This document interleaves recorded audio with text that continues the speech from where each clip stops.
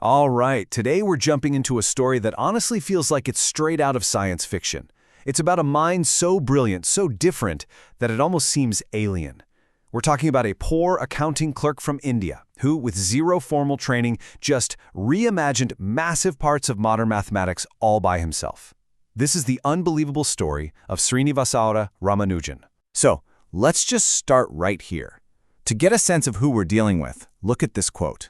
It's from G.H. Hardy, who is basically a rock star of mathematics in 20th century England.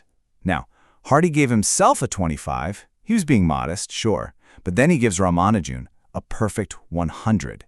You know, when one of the best in the world says you're not just better, but you're literally off the charts, you know you're dealing with a legend. So who was this guy?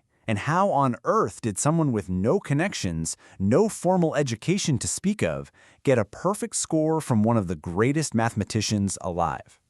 Well, this is the craziest part of the story. We're not in some fancy Cambridge lecture hall. Nope, we're in Madras at the Port Trust Office. By day, Ramanujan is just a clerk, doing accounting to make ends meet. But in his spare time, he was scribbling in these notebooks, creating entire new worlds of mathematics, filled with formulas so profound and strange, they look like they'd been beamed from another galaxy. And if you look at his early life, it's just kind of tragic in a way. The traditional academic system had no idea what to do with him. He was so obsessed with math that he failed everything else, lost his scholarship, and dropped out of college. He failed his big exams. So here you have this monumental genius, a college dropout, often literally starving, with every official door slammed in his face. So, with pretty much nowhere else to turn, he did something incredibly bold. He took a shot in the dark.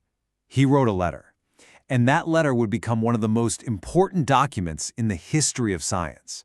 I mean, just try to put yourself in his shoes for a second. You have these notebooks just overflowing with discoveries you believe are true, discoveries you say came to you from your family's goddess. But to the entire academic world, you're a nobody. How do you even begin to get them to listen? Well, he didn't write a long pleading essay. His proof was simply the math itself. He sent a 9-page letter to G.H. Hardy at Cambridge, and it was just packed with these wild, beautiful formulas, stuff like this.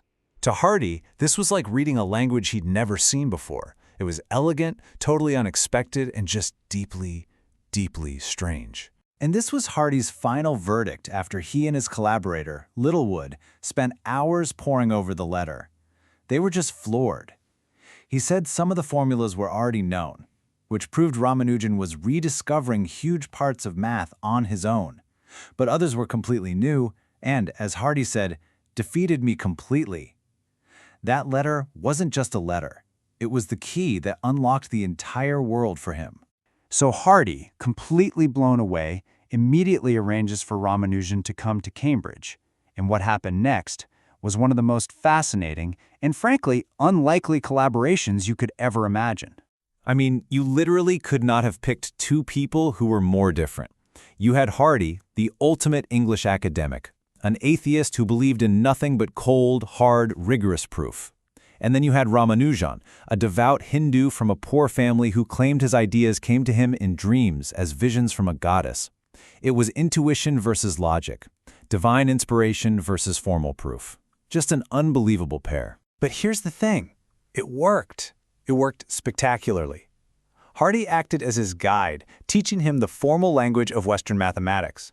But he was smart enough not to try and tame the wild creativity that made Ramanujan so special. And Ramanujan just took off. He was awarded the highest honors that British academia had to offer. Think about that.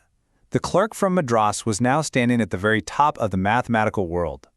But just as he reached this incredible peak, the story takes a tragic turn. Ramanujan's health, which had always been poor, just couldn't handle the cold, damp, and unfamiliar English climate. He went back to India in 1919 and died just a year later. For almost a century, everyone thought it was tuberculosis. But get this, a re-examination of his medical records in 1994 suggests it was actually a parasitic liver infection, something he probably caught years before he ever left India. He was only 32 years old. So, what did he leave behind? In that short, brilliant life, he gave the world this. Nearly 3,900 results, not just random scribbles, but thousands of profound theorems, equations, and identities, often written down with no proof, just the staggering final answer. It's a lifetime of genius crammed into about a decade. And his work is not some historical relic. We're still unpacking it.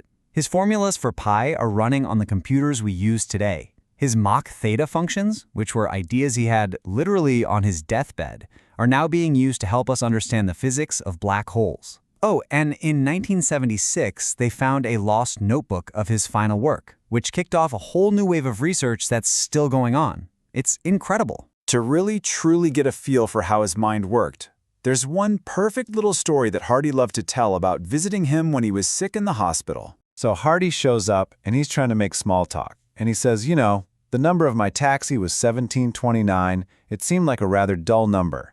And Ramanujan, lying there sick in bed, his eyes immediately light up and he says, no, Hardy, it is a very interesting number. And without even blinking, Ramanujan explains that 1729 is the smallest number that can be written as the sum of two cubes in two different ways. This wasn't something he calculated on the spot. He just knew it. It's like every number was a personal friend of his, and he knew all their little secrets and personalities. And there it is. 1 cubed plus 12 cubed is 1729, and so is 9 cubed plus 10 cubed.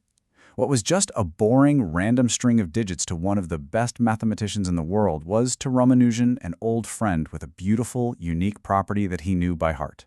And that really leaves you with a final question, doesn't it? Ramanujan's story is a miracle. It's one of a kind. But it's also a powerful reminder that genius can pop up anywhere, in any circumstance, often hidden right in front of us. It makes you wonder, how many other brilliant minds are out there right now, just waiting for someone to read their letter?